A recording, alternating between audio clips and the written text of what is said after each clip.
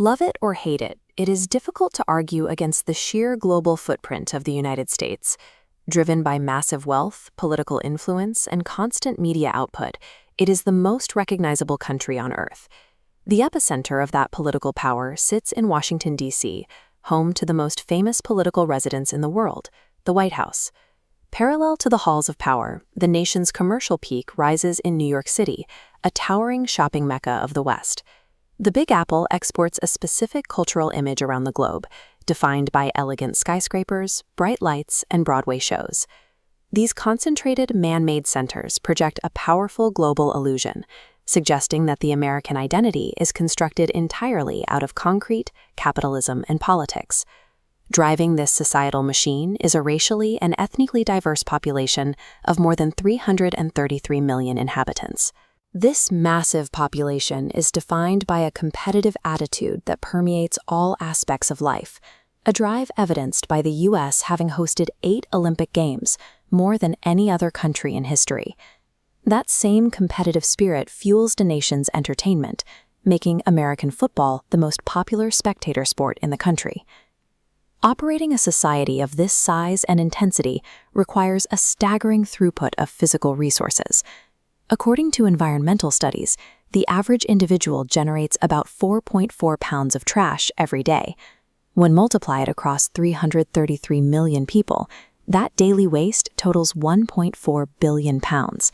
This diagram visualizes that mass, showing the literal physical burden that American consumption places on the landscape every 24 hours. This relentless output represents a heavy layer of human impact resting upon the nation's surface. To understand the country's true scale, we must look past the built environment to the canvas itself.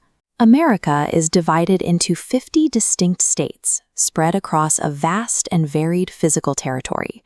To the north, that canvas is defined by an expansive land border shared with Canada. To the south, the geography meets a starkly different land border shared with Mexico. Approximately 80 million international tourists navigate across these borders annually to see the country for themselves.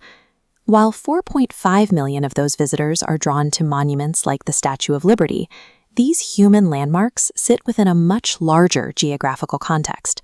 The most profound scale of the nation is found in the raw geographical vastness of the land itself, which ultimately dwarfs what has been built upon it.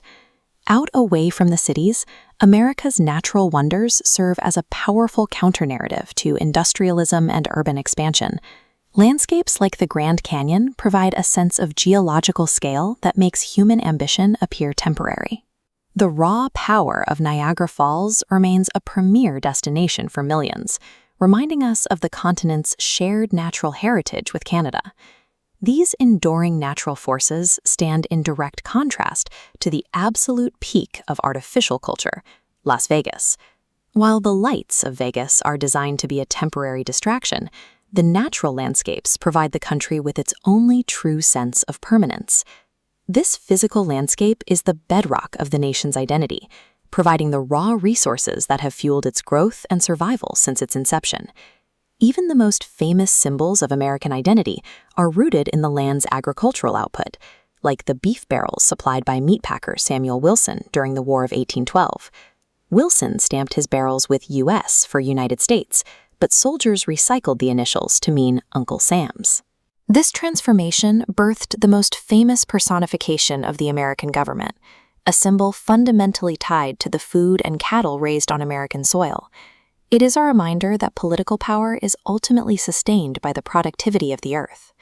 Today, the population operates under a fiercely competitive two-party political system, a structure that often highlights deep internal divisions.